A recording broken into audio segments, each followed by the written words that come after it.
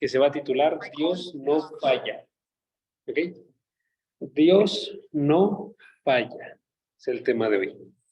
Estamos a punto de enmarcarnos, amigos, en uno de los pasajes más controversiales que existe en toda la Escritura.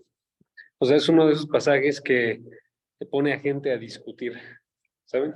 Es uno de esos pasajes. ¿Por qué? Porque este pasaje nos habla acerca de temas tan controversiales como lo es la elección de quién será salvo, ¿sí? Si se ubican, eso es si Dios elige o no a quién va a ser salvado, ¿sí? Y también habla de temas tan controversiales como la extensión de la soberanía de Dios. O sea, ¿qué tanto gobierna Dios en este mundo? ¿Sí? Son como los dos temas principales que tiene este pasaje, que son controversiales, ¿ok? La elección y la soberanía de Dios. ¿Ok? ¿Qué tan soberano es Dios y si elige o no a gente para salvación? ¿Ok? Ahora, les digo, este tema es controversial. ¿Por qué? Porque hay muchos cristianos que están en desacuerdo acerca de estos temas, ¿ok? Y básicamente se dividen en tres grupos y es importante que se sepan esta porque lo van a escuchar muy constantemente. Son el grupo de calvinistas, arminianos y todos los que piensan que los calvinistas y los arminianos están incorrectos, básicamente, ¿sí? Tres grupos, calvinistas, arminianos y los que no se colocan con ninguna de las dos, ¿ok? Aunque si les soy bien honesto, es más que nada calvinistas y arminianos. Usualmente cuando no se colocan en una, nada más es porque no saben en cuál se encuentran. Entonces, o no se han sometido por completo a las ideas que, que surgen de lo que piensa uno, ¿no? Entonces, vamos a estar observando nosotros esto.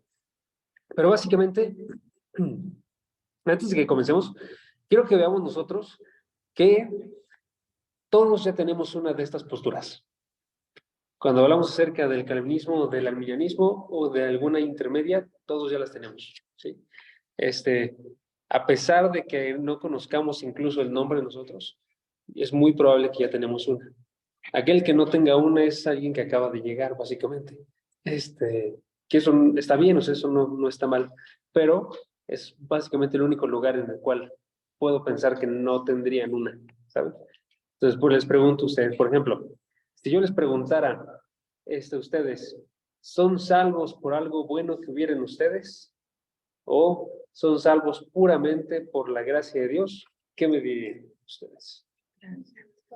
Por la gracia de Dios. Ok, entonces nos estamos inclinando un poquito más del lado feminista en ese momento. Ok, si yo les dijera, aquí vamos a ponerse problemas, pero bueno. Si yo les dijera, todos nosotros somos salvos por nuestra decisión, ¿qué me dirían? Ok, es probable que algunos dirían que sí, ok, nada más para... Y ese, si les soy bien honesto, no está mal en general, o sea, puede estar inclinado por calvinismo o arminianismo y con ambas personas que digan que sí, ok, o el otro punto. Entonces, nada más, noten que hay algo, o sea, hay algo ahí, ok, entonces es bien importante saber nada más que todos ya tenemos una forma de pensar que está formada, ya sea por la palabra de Dios, por nuestra cultura, pero tenemos una forma de pensar que ya está formada, ¿sí? Y la idea de nosotros cuando nos acercamos a un pasaje, estudiarlo, todavía más uno que reta tanto los conocimientos que ya tenemos formados, la idea es que nosotros nos sometamos a la palabra, ¿no? Entonces tenemos que recordar nosotros cuál es nuestro propósito cuando estudiamos la Biblia, ¿ok? Y les voy a dar un propósito. ¿Cuál es el propósito que tenemos al estudiar la Biblia? Nuestro propósito al estudiar la Biblia es buscar escuchar la palabra de Dios, entender y vivir lo que dice. Es buscar escuchar la palabra de Dios, entender y vivir lo que dice, ¿sí? Y es la forma más sencilla en la que puedo colocarlo. Siempre que hagamos un estudio bíblico, ya sea el de Pedro, ya sea ahorita que comenzó de chicas con Joss y Diane y con Andy, siempre lo que se tiene que buscar es buscar escuchar la palabra de Dios, ¿sí? Yo quiero saber qué me dice a mí la palabra de Dios, ¿sí? Y lo quiero entender. Y no solamente lo quiero entender, quiero que cambie mi vida. Porque toda la palabra fue hecha para ser vivida, ¿sí? Entonces, ojo, que eso nos dice que ya tenemos que acercarnos de una forma específica. No es acercarnos aquí buscando una doctrina específica, porque lo que pasa con muchas de estas posturas es que si alguno se inclina demasiado por alguna de estas, arminianismo, calvinismo o el punto medio, digámoslo así, por cualquiera de estas, puede forzar la lectura de la Biblia a lo que esa persona piensa. ¿Sí? Y eso es lo que queremos evitar, porque la idea es escuchar lo que Dios nos dice. ¿Sí? Entonces, la idea es, dicho en palabras de Romanos 12, ¿han escuchado ustedes este versículo? Romanos 12, versículo 2. La idea es no adaptarnos a este mundo. Ojo que ahí es nuestro pensamiento, la forma en la que ya está nuestro pensamiento, sino transformarnos mediante la renovación de nuestra mente. ¿Sí? Estoy adaptando el versículo para decirlo como primera persona, nada más para que lo tengan ahí. Romanos 12:2 dice, no se conformen a este mundo, sino transfórmense mediante la renovación de su mente para verificar cuál es la voluntad de Dios. ¿Ok? Entonces vamos a tener que ir en contra de nuestros impulsos de integrar pensamientos que no se encuentran en la palabra y buscar más bien conocer qué es lo que dice la palabra. ¿Sí? Y agregado a eso, amigos, me gustaría introducir una idea, si es que no la han escuchado antes, porque la he dicho antes, pero quizás alguien no la ha escuchado. Que toda la palabra no funciona con versículos. ¿Ok? En muchas ocasiones pensamos que la palabra funciona en versículos. O sea, yo cuando voy buscando alguna parte de la Biblia estoy leyendo básicamente frases. ¿Sí? Pero no funciona así la palabra. La palabra no funciona en versículos. Funciona más bien en pasajes. Pasajes son ya sea párrafos o conjuntos de párrafos que tienen todos un objetivo. Entonces tenemos que también aprender nosotros eso para aprender a leer. En este caso, la Biblia, ¿no? Cuando observamos este capítulo, Romanos capítulo 9, que todavía no lo hemos leído, pero lo vamos a leer ahorita, Romanos capítulo 9 tiene un propósito. Todo este pasaje tiene un propósito. ¿Cuál es ese propósito? El propósito es mostrar que Dios no falla. Por eso el título que les estoy dando. ¿Sí? El propósito es mostrar que Dios no falla. ¿Sí? Y eso lo tenemos que tener bien en mente. Cuando me acerque yo a leer este pasaje, digo ahorita yo ya lo estudié y por eso le estoy diciendo esto, ¿no? Pero cuando yo me acerco a leerlo sin haberlo visto antes, tengo que ir buscando eso. ¿Cuál es el punto que está queriendo llevar Dios? ¿Cuál es la línea de pensamiento que está llevando Dios? ¿Sí? Para saber qué es lo principal para Dios aquí. ¿Sí? Lo principal para Dios aquí, lo que les comentaba, es que Dios no falla. Es lo que quiere hablarnos. ¿Sí? Entonces, el día de hoy vamos a comenzar con este capítulo de Romanos 9 con una vista aérea. O sea, vamos a observar nosotros el pasaje como si estuviéramos desde lo lejos, tener una introducción de qué es lo que sucede en todo el capítulo, ¿sí? Y ver básicamente cómo está funcionando este capítulo antes de ponernos a estudiar las partes, los detalles, ¿sí? Para hacer algo parecido como lo que sucede con un dibujo. Si ustedes han dibujado alguna vez, pasa que si te concentras mucho en una partecita en detalles, empiezas a perder de vista la imagen total. Y entonces te salen gente deforme o animales deformes, dependiendo de lo que estés dibujando, ¿no? Porque te estás concentrando demasiado. Y una partecita queda bien clara, pero lo demás ya no está teniendo tanta forma, ¿sí? Entonces vamos a comenzar con la visión aérea y luego ya vamos a irnos con la parte específica, ¿ok? Entonces, para comenzar con la visión aérea, tenemos que preguntarnos algo. ¿Para qué fue escrito Romanos 9? ¿Para qué fue escrito? Y les doy la respuesta, ¿ok? Y ahorita vamos a comprobar si es cierto o no, pero les doy la respuesta. Romanos 9 fue escrito para mostrar que la palabra de Dios no falla, ¿ok? Para eso fue escrito. Para mostrar que la palabra de Dios no falla. En otras palabras, que Dios no miente, que Dios, todo lo que ha dicho anteriormente, sus promesas, las cumple Él. ¿Sí? Es lo que quiere hacer Romanos 9. ¿Por qué? Porque lo que está pasando en este pasaje básicamente es que Pablo se está enfrentando con un problema bien, bien grande, que está retando para él el hecho de decir si Dios es un mentiroso o no lo es. ¿Sí? O más bien no para Pablo, para su gente, para la gente que tiene cerca. ¿Sí? Entonces, a pesar de que todos nosotros sabemos que Dios no miente, porque Dios es el Dios que si ustedes checan la palabra es el Dios que es imposible que mienta, ¿sí? Hebreos 6:18, así quiere el versículo. A pesar de eso, luego hay problemas que son muy, muy grandes, amigos. Y son tan grandes estos problemas que parece para nosotros imposible concebir una salida de ellos, ¿sí? Y Pablo se está enfrentando con uno de estos problemas. ¿Quieres saber cuál es el problema? El problema es que está viendo al pueblo de Israel, y el pueblo de Israel, que es el pueblo que Dios seleccionó, está en su mayoría perdido. Ese es el problema para Pablo. O sea, él se encuentra en el primer siglo, miembro del pueblo de Israel, y está observando cómo es que todos sus hermanos están rechazando a Jesucristo, ¿sí? Y el problema surge porque a este pueblo de Israel se le hicieron todas las promesas en el Antiguo Testamento. Si ustedes se acuerdan, la Biblia trata primeramente de la iglesia, trata primeramente del pueblo de Israel, ¿saben? Entonces nosotros llegamos como después, pero ya tenemos nosotros un libro que ya tiene una cantidad enorme de promesas que fueron dadas a este pueblo. ¿Okay? Si pueden, vayan, por ejemplo, a Génesis 17:7, que ahí tenemos una de las promesas, por ejemplo, que es cuando recién está comenzando la palabra, Génesis 17, versículo 7, y en este momento recién está comenzando también el pueblo de Israel, e inmediatamente comienza con una promesa.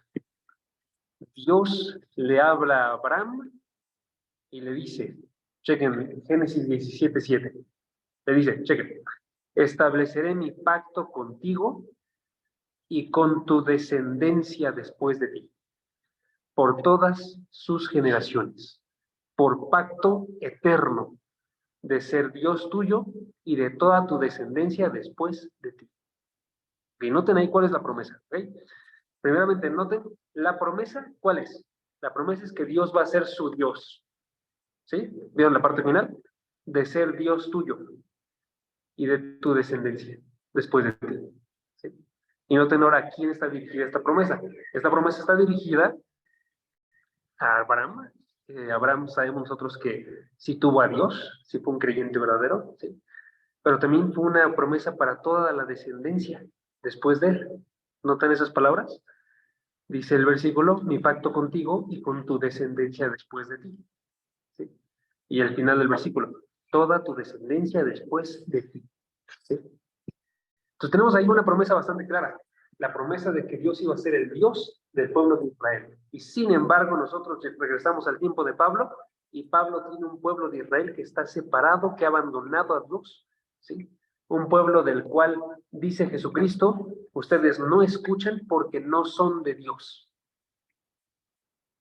Si ustedes se acuerdan en Juan capítulo 8, Jesucristo está hablando ahí con maestros, y de hecho habla también de forma básicamente general a lo que sucede con muchos, y les dice, ustedes son de vuestro padre el diablo, porque las obras de vuestro padre son las que realizan, ¿sí? Y versículo después le dice, ustedes no escuchan porque no son de Dios, ¿sí? Está diciéndoles, pero no pertenecen claramente a Dios, ¿ok? Y eso es con lo que está lidiando aquí Pablo. Pablo en Romanos 9 está diciendo, estas personas están separadas de Cristo, son anatemas, ¿sí? Y entonces le están causando un tremendo dolor a Pablo en su corazón, ¿sí? Y es lo que sucede en Romanos 9 del versículo 1 al versículo 5. Si pueden acérquense nada más para que tengamos un punto de referencia. Chequen la forma en la que comienza, versículo 1. Romanos 9:1. Digo la verdad en Cristo, no miento, dándome testimonio mi conciencia en el Espíritu Santo, de que tengo gran tristeza y continuo dolor en mi corazón, ¿sí? Hay un continuo dolor en el corazón de Pablo. ¿Por qué? Versículo 3. Porque desearía yo ser anatema, separado de Cristo, por amor a mis hermanos, mis parientes, según la carne. ¿Okay? Notan, quisiera yo ser anatema, en vez de que ellos sean anatema, está diciéndoles. Yo estar separado de Cristo, en vez de que ellos estén separados de Cristo. ¿Okay? Entonces, la pregunta que surge para nosotros básicamente es, ¿no cumplió Dios su promesa? Aunque sea la que leímos hace rato en Génesis 17, su promesa de traer a los israelitas a salvación y ser su Dios. Entonces, si notan, lo que está en juego, amigos, es la fidelidad de Dios. Si Dios cumple o no su palabra. ¿sí? Está diciéndonos básicamente, si Dios no cumplió las promesas del Antiguo Testamento, significa que Dios es un mentiroso, o que Dios falla en lo que realiza, ¿sí? Entonces, y noten que por implicación, Dios falla en general en sus promesas. No solamente las promesas para con Israel, sino también las promesas para con nosotros. Porque nosotros ahora somos un nuevo grupo que surgió, ¿sí? De la mano de Dios, que es la iglesia formada por gente de todas las naciones y que también nos hizo promesas a nosotros. ¿Ok? Y ahí es donde se encuentra la unión entre Romanos 8 y Romanos 9. Porque si ustedes se acuerdan, Romanos 8 terminamos con una gran cantidad de promesas que fueron realizadas a la iglesia. Chequen Romanos 8. Por ejemplo, se dice la promesa, versículo 1, de que ahora no hay condenación para los que están en Cristo Jesús. ¿Sí? Versículo 11, la promesa de que el mismo que resucitó a Cristo Jesús de entre los muertos, también dará vida a sus cuerpos mortales por medio de su espíritu. O sea, la promesa de la resurrección. ¿Sí? O Romanos 8:18, la promesa de que los sufrimientos de este tiempo presente no serán comparados con la gloria que ha de ser revelada. ¿Sí? O Romanos 8:28, la promesa de que todas las cosas cooperan para bien, para los que aman a Dios. ¿Sí? O la promesa del versículo 31, de que Dios está por nosotros. ¿Sí? Entonces, si notan, hay una cantidad de promesas que están surgiendo aquí en Romanos capítulo 8, y lo que hace Pablo en el capítulo 9 es que dice, ok, todos ustedes tienen esas promesas, pero ahora quizás alguien está pensando, ¿Dios sí cumple sus promesas? ¿Sí? Y el mayor argumento que puede tener para decir que no es observar al pueblo de Israel y decir, Dios no cumplió sus promesas con Israel, por tanto, ustedes no pueden confiar en Dios para que cumpla todas sus promesas. ¿Ok? Por eso es que Dios está colocando este pasaje aquí. ¿Ok? Entonces, ¿cuál es el punto principal de este pasaje?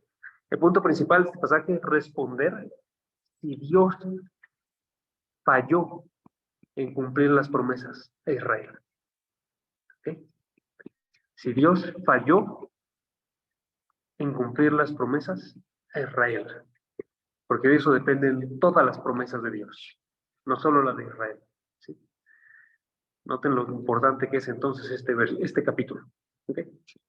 Este capítulo está intentando, en este caso, defender la fidelidad de Dios. ¿Sí? Ahora, ¿qué responde entonces Pablo? Pablo responde, versículo 6. Chequen.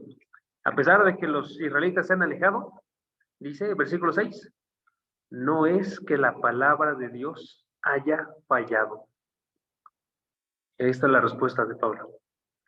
Los israelitas, muchos israelitas, la mayoría de los israelitas, no son creyentes, pero no es que la palabra de Dios haya fallado. Y este es el versículo central de todo el pasaje. ¿Por qué? Dice el versículo, porque no todos los descendientes de Israel son Israel. En otras palabras, las promesas no fueron hechas a toda la nación. Las promesas que leímos hace rato, por ejemplo, la de Génesis 17, no fue hecha a toda la nación. Una promesa hecha específicamente a ciertas personas de la nación. ¿Sí? Cuando hace referencia a los descendientes, no está hablando de todos los descendientes de Abraham. Está hablando de algunos de los descendientes de Abraham. ¿Sí? Y noten que nos estamos poniendo en cosas complicadas. Entonces, ¿por qué alguien fácilmente le podría decir a Pablo, Pablo, pero tú estás distorsionando las promesas que venían en el Antiguo Testamento? Y podría decirle, las promesas que venían en el Antiguo Testamento claramente estaban hechas para todos los israelitas. ¿Sí? Y quiero pensar que alguien está pensando de esa misma forma ahorita, nada más para como intentar entender, ¿no?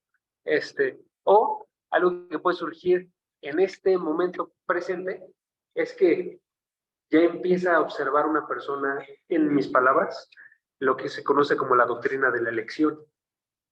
Porque lo que estoy diciendo aquí con esto, nótese, es Dios seleccionó a personas de la descendencia de Abraham, no a todos.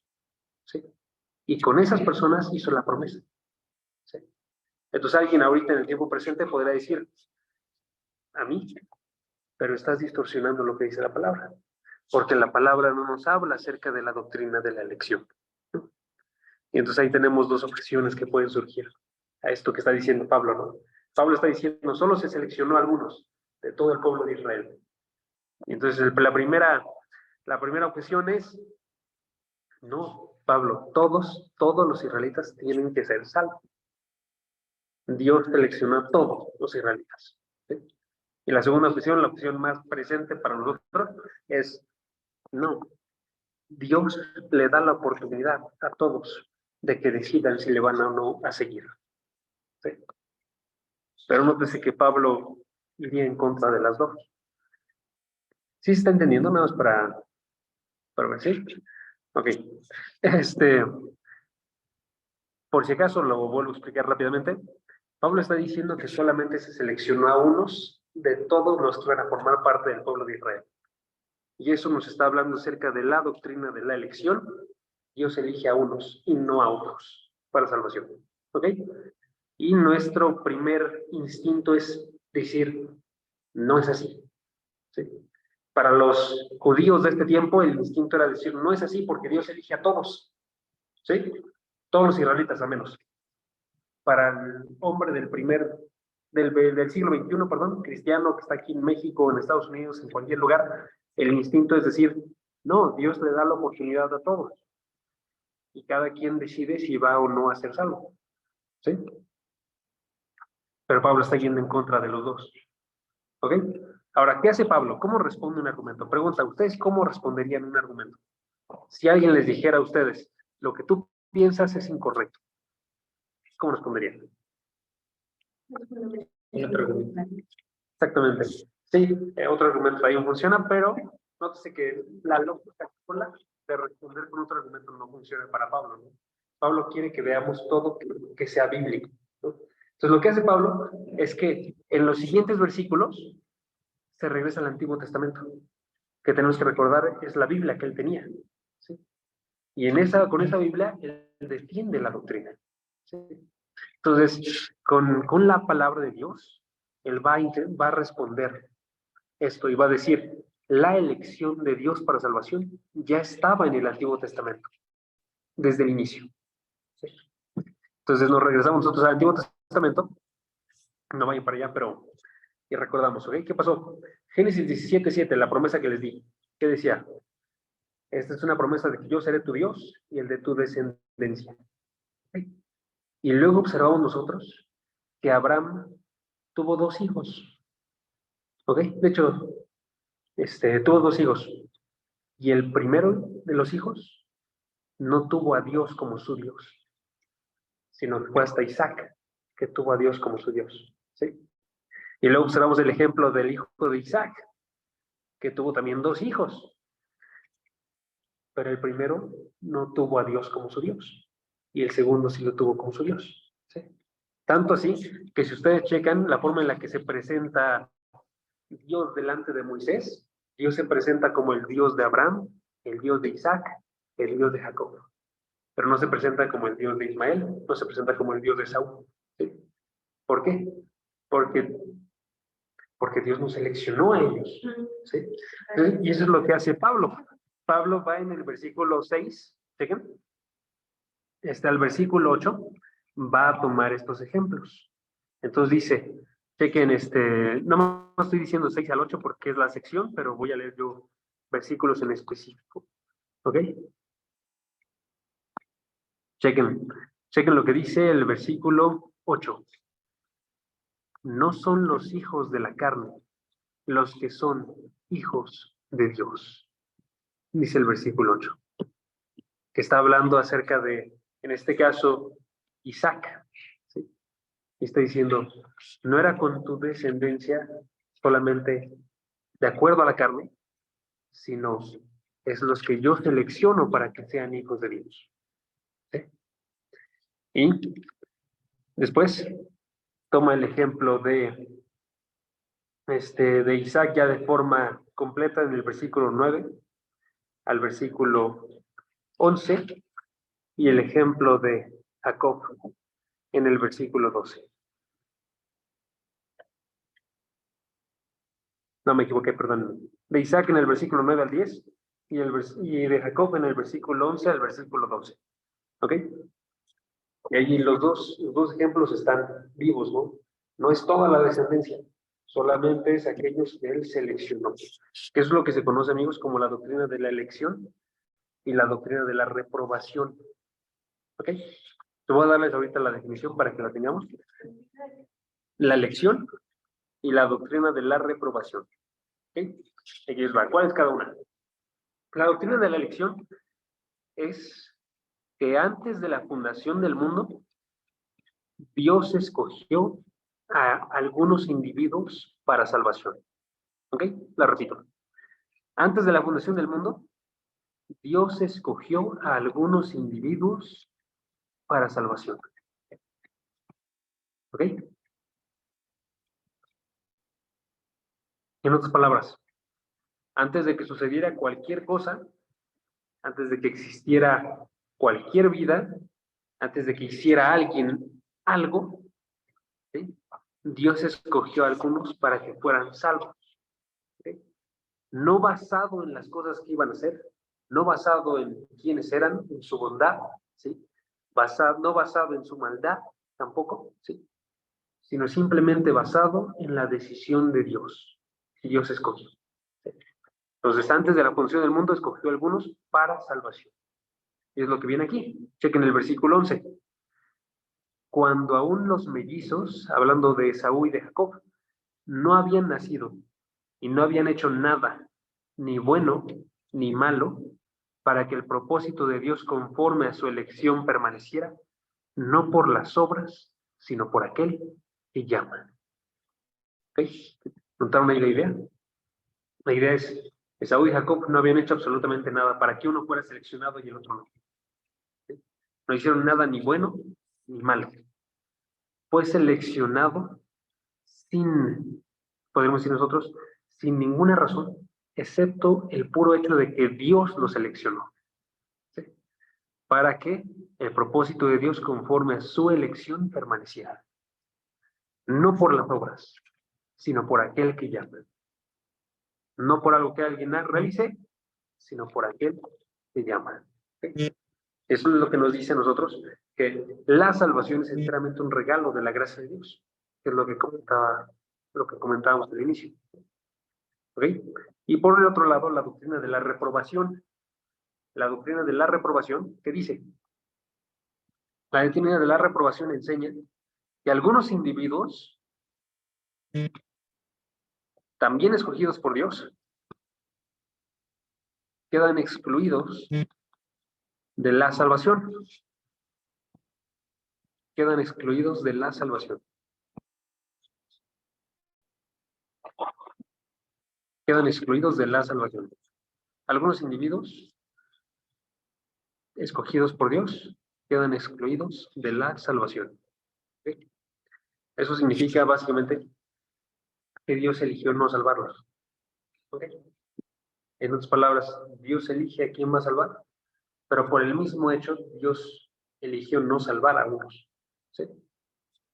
Y es básicamente lo que dice. Chequen el versículo 13 de Romanos 9. Romanos 9:13.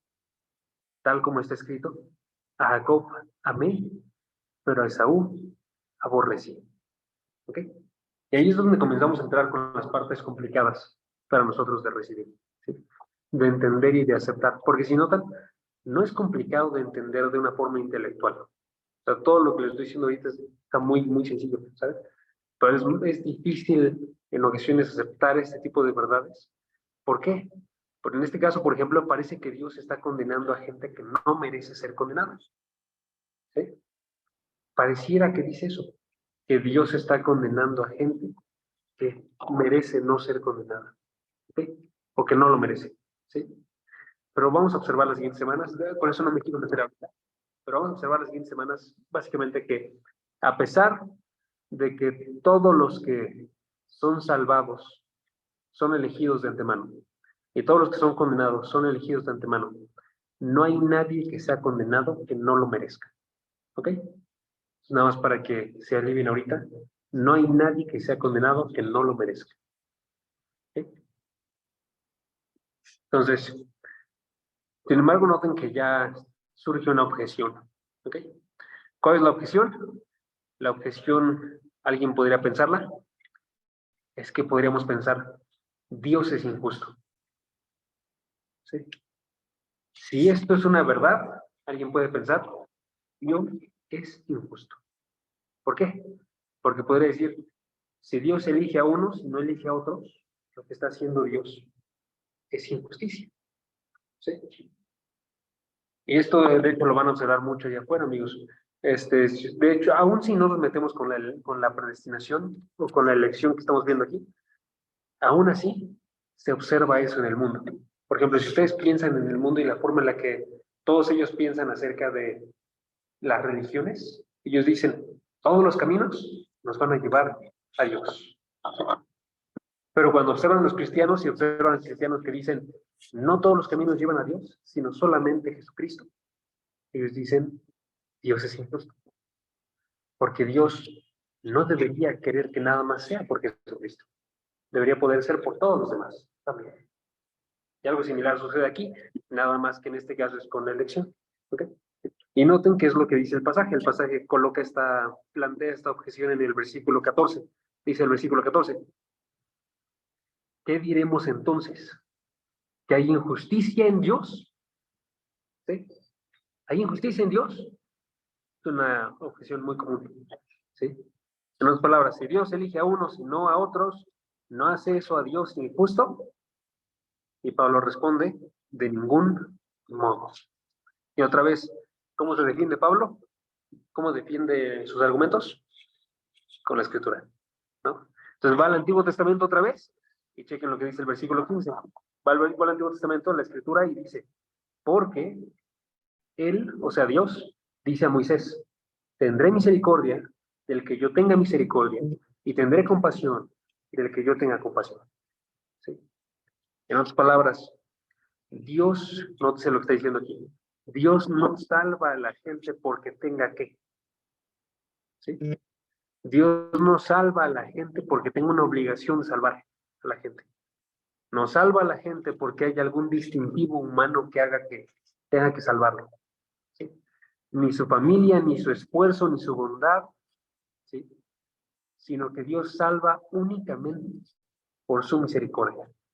Dice el pasaje, tendré misericordia del que yo tenga misericordia y tendré compasión del que yo tenga compasión. ¿Ok? Si tuviera que salvar Dios a alguien y no lo salva, sería injusto. Pero Dios no tiene que salvar absolutamente a nadie. Por tanto, no realiza una injusticia cuando no salva a alguien. ¿Ok? Es básicamente la idea. Y noten que surge otra objeción más. ¿Ok? Aquí les va la objeción. Si Dios está a cargo de cómo sucederá todo, y Él decide quién va a ser condenado y quién va a ser salvado, en otras palabras, decide el camino de cada uno, entonces eso significa que nosotros no somos culpables de lo que hacemos. ¿Sí? ¿Se entiende el pasaje? ¿Se entiende la idea, perdón? ¿Sí? Si Dios ordena todas las cosas, incluido quién se salvará y quién se perderá, entonces yo no tengo la libertad de elegir y por tanto yo no tengo la culpa. Es la idea. Y nos dan ahí la objeción, versículo 19. Porque pues todavía reprocha Dios. O voy a leerlos como lo interpreta la Biblia, la Biblia Nueva Traducción Viviente. Está un poquito más sencillo. Lo alargo muchísimo para interpretarlo, pero está más sencillo. Dice, ¿por qué Dios culpa a las personas por no responder? ¿Acaso no hicieron sencillamente lo que Él les exige que hagan? ¿Ok? ¿Notan la idea? Si Dios eligió a unos para condenación y a otros para salvación, entonces no quita eso la culpa de una persona. ¿Sí? ¿Qué responde Pablo? Pablo responde, no. ¿Sí? Entonces, para resolver eso, Pablo básicamente responde dos preguntas. Primera pregunta, ¿Dios en verdad es soberano? ¿Dios en verdad es soberano? O sea, en otras palabras, ¿Dios en verdad gobierna? ¿Sí? Arriba de todo.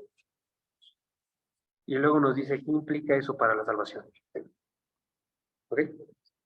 Primera cosa que dice, Dios es soberano. O sea, lo primero que hace Pablo es que nos anuncia que Dios es completamente el rey de todas las cosas. No hay nada fuera de su control. Dios gobierna todas las cosas, nadie está arriba de Dios, y este pasaje, nótese, nos va a mostrar a Dios como un alfarero que tiene control completo sobre la masa que ocupa para hacer sus esculturas. ¿Sí? Un alfarero es una personita que ocupa arcilla, que ocupa para poder formar el vasos, para poder formar esculturas, para poder formar cosas, ¿no? Obras, ¿sí? Y las esculpe. ¿Ok? Y eso dice, eso es Dios. Dios va y esculpe como Él quiere. ¿Sí? Y puede hacer absolutamente lo que Él quiera con su masa, porque es suya. ¿Sí? En otras palabras, Dios es soberano. Es soberano sobre toda la creación y nada sucede aparte de su voluntad y de su permiso. Eso significa todos los eventos, todas las circunstancias, buenas y malas, finalmente sirven el propósito de Dios. ¿Ok? Y lo está diciendo aquí. Entonces, esto, nótese, que negaría lo que se conoce como libre albedrío. Libre albedrío es bueno, vamos a estarlo observando también las próximas semanas. Pero libre albedrío básicamente hace referencia a que Dios no puede hacer nada contigo que tú no aceptes primero. ¿Sí? Dios no puede hacer absolutamente nada con uno que no aceptemos nosotros. Sin embargo, eso no existe, porque aquí lo que está diciendo es, Dios tiene el permiso de realizar absolutamente lo que Él quiera con cualquiera de nosotros. ¿Sí? Dice, chequen, el versículo,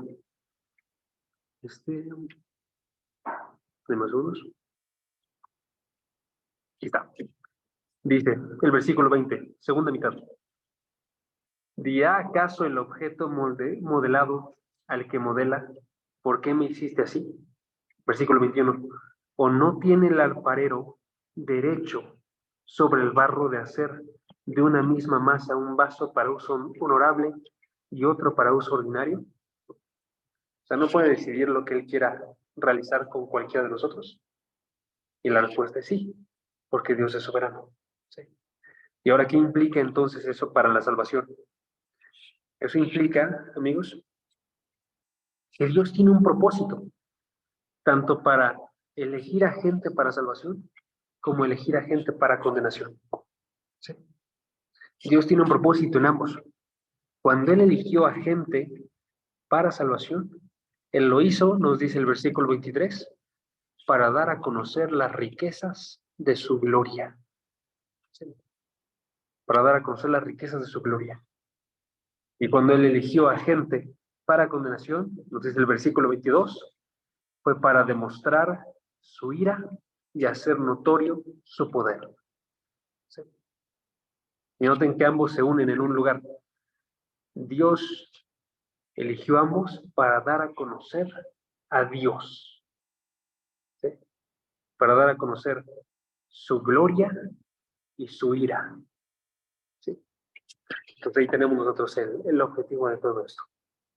Entonces, esa es la forma en la que funciona este pasaje. Y finalmente Romanos 9 termina observando cómo es que las promesas de Dios de salvar a los que eligió abarcan no solamente a gente judía, sino también a gente de las demás naciones. Y eso es con lo que termina el pasaje. Cuando leemos nosotros a partir del versículo 23 hasta el final, versículo 29, está hablando acerca de eso. Cómo es que las promesas del Antiguo Testamento incluían también a los de otras naciones. ¿Sí? Por eso dice el versículo 25, como también dice en Oseas, a los que no eran mi pueblo, esos son los de otras naciones, llamaré pueblo mío, y a la que no era amada, amada mía. ¿Sí? Entonces, finalmente esta elección no solamente abarca a gente de Israel, sino que abarca a gente de todas las naciones, incluidos nosotros. ¿Sí? Entonces ahí tenemos nosotros el pasaje. ¿Okay? Entonces, si notan, ahorita hice 5 divisiones. Se las voy a dar nada más rápidamente para que si las ven. La primera del versículo, nada más ven el pasaje, ¿ok? Del versículo 1 al versículo 5, que en esa parte se ve la angustia por los israelitas perdidos. ¿sí? El versículo 1 al versículo 5. La segunda es el versículo 6 hasta el versículo 13, donde se observa qué dice el Antiguo Testamento de la elección. ¿Sí? El versículo 6 al versículo 13. ¿Sí? La tercera sección es la de si Dios es injusto. El versículo 14, el versículo 18. ¿Sí? La cuarta sección es sobre si Dios es soberano, del versículo 19 al versículo 22. Si Dios es injusto, versículo 14 al 18, Dios es soberano, versículo 19 al 22, ¿sí? Y finalmente, la extensión de la elección, o sea, que abarca también a gentiles, no solo a judíos, ¿sí? Versículo 23 al versículo 29, ¿ok? Y ya, vamos a terminar con una pregunta, y se las voy a dar, ¿ok? Pregunta entonces, ¿cómo leemos Romanos 9? Porque si no, es un pasaje que está pesado. O sea, son ideas que son bastante complicadas. Si no de entender con la mente, son complicadas de recibir en el corazón. ¿Ok? Entonces vale la pena que nosotros veamos qué quiere que hagamos Dios con esto. ¿Sí? Entonces, ¿cómo leemos este pasaje? Antes de que les diga cómo, quiero que notemos algo nada más. Como puede resultar muy doloroso, niños, este tipo de pasajes, porque literalmente pueden destruir la visión de algunos de la vida en general, de quién es Dios, ¿sí? Pueden destruir la visión que tenían de la salvación. Tenemos que recordar que si lo hace, lo va a hacer para bien. ¿Ok? Porque Dios colocó todas estas verdades y Dios quiere que las sepamos. ¿Sí? Dios dice explícitamente en Romanos 15:4 que Él colocó todo para nuestra enseñanza, a fin de que por medio de la paciencia y del consuelo de las Escrituras tengamos esperanza. ¿Sí? O sea, si es un conocimiento pesado, aún eso no significa que es un conocimiento malo, ¿sí? Sino que tiene un buen propósito.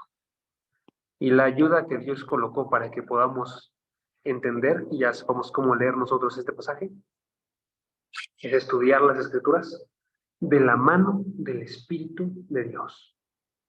¿Sí? Y quiero que noten nada más eso con el ejemplo de Jonathan Edwards. Jonathan Edwards es uno de los que batalló grandemente con este pasaje. Pero chequen lo que él dice de forma autobiográfica. Dice él, desde la niñez mi mente había estado llena de las objeciones contra la doctrina de la soberanía de Dios, al elegir a quien quería para la vida eterna y rechazar a quien quería, dejándolos perecer eternamente y ser eternamente atormentados en el infierno. Me parecía una doctrina horrible, pero recuerdo muy bien el tiempo cuando parecía estar convencido y completamente satisfecho en cuanto a esta soberanía de Dios y su justicia al disponer eternamente los hombres según su soberano placer. ¿Sí? Nunca me pude dar cuenta de cómo o por qué medio estaba así convencido, sin imaginar en lo más mínimo en ese momento, ni mucho tiempo después, que había alguna influencia extraordinaria del Espíritu de Dios en ello, sino solo ahora que vi más, y mi razón comprendió la justicia y la razonabilidad de ello. Habla un poquito difícil porque es del siglo XVII. Sin embargo, mi mente descansó en ello y puso fin a todas aquellas objeciones. Y ha habido una maravillosa alteración en mi mente con respecto a la doctrina de la soberanía de Dios, desde este día hasta hoy. De modo que casi nunca he encontrado tanto como el levantamiento de una objeción en su contra, en el sentido más absoluto, en el hecho de que Dios muestra misericordia a quien Él muestra misericordia y endurece a quien Él quiere. ¿Sí? La absoluta soberanía de Dios con respecto a la salvación y la condenación es lo que mi mente parece estar segura, tanto como de cualquier cosa que veo con mis ojos. La doctrina ha parecido muy a menudo sumamente agradable, brillante y dulce. La soberanía absoluta es lo que me encanta atribuir a Dios. Ok, ¿notan lo que pasó con él? Era básicamente no entendía lo que estaba acá, con su corazón, porque lo entendía objetivamente, ¿sí? Pero lo que sucedió fue que el actuar del Espíritu Santo lo transformó a él para que estas enseñanzas que ve aquí no solamente fueran cualquier enseñanza, sino que fueran de las más preciosas enseñanzas que él tiene, y que las atesoraba y que las abrazaba. Lo que vamos a observar nosotros, amigos, si ustedes se dejan convencer por estas enseñanzas, es que toda la Biblia está repleta de esto. Tanto así que Pablo literalmente lo está observando en cada uno de los pasajes que estamos viendo hace rato. Y se observa seguido en el resto de las escrituras. Y a pesar de que ha sido tan controversial en la historia de la iglesia, aún así se encuentra en lo que Dios quiere que recibamos nosotros, en nuestros corazones. Pablo aquí resuelve todas las opciones a través de la palabra de Dios, y es lo que vamos a estar intentando hacerlo, tomándonos el tiempo para que vean que es cierto. ¿Sí? Preparando este estudio, amigos, estaba viendo yo varias interpretaciones de esto, y si les soy bien honesto, sí las toman muy a la ligera, y por eso llegan a otras conclusiones, pero sí quiero que nos tomemos en verdad, para poder observar cómo es que se desvanecen todas las reflexiones, y que sea algo bueno para nosotros. Pero ser bien honesto, esto que vieron ahorita con Jonathan Edwards, es lo que pasó también conmigo, soy muy honesto. O sea, yo cuando llegué a la iglesia no solamente era ateo, también era muy, muy movido por la parte de se me olvidó cómo se llamaba, pero el libre albedrío. ¿Sí? Pero este tipo de pasajes lo quitan por completo. ¿Sí? Y lo derrumban por completo. Nada más para que quede claro, eso no significa que no hay responsabilidad. Vamos a ver que hay una diferencia. Adelante. Sí, sí hay responsabilidad. Pero este pasaje sí va en contra muy grandemente del libre albedrío. Pero la parte bonita, amigos, es que nos muestra un Dios muy grande. Es un Dios tan grande que cuando hablamos de que reina, reina arriba de todo, ¿sí? Incluida nuestra salvación. Y si les soy bien honesto, a mí me da mucha esperanza eso. ¿Sí? Vamos a terminar hablando. Va. Bueno, Padre, gracias porque tú nos continúas enseñando a través de tu palabra. Gracias porque a pesar de que en ocasiones nos muestras cosas que son difíciles de entender, que podemos observar nosotros, que tienen un propósito, Padre, que no son dadas nada más porque quieras tú que nos pongamos a pensar acerca de estas cosas difíciles, sino porque pueden afectar nuestra vida grandemente. Te doy las gracias porque a través de observar esta elección podemos recordar que tú eres fiel, Padre, y que tú todo lo que has prometido desde antes de la fundación de los tiempos, lo has cumplido con cada una de las personas que dijiste que lo ibas a hacer.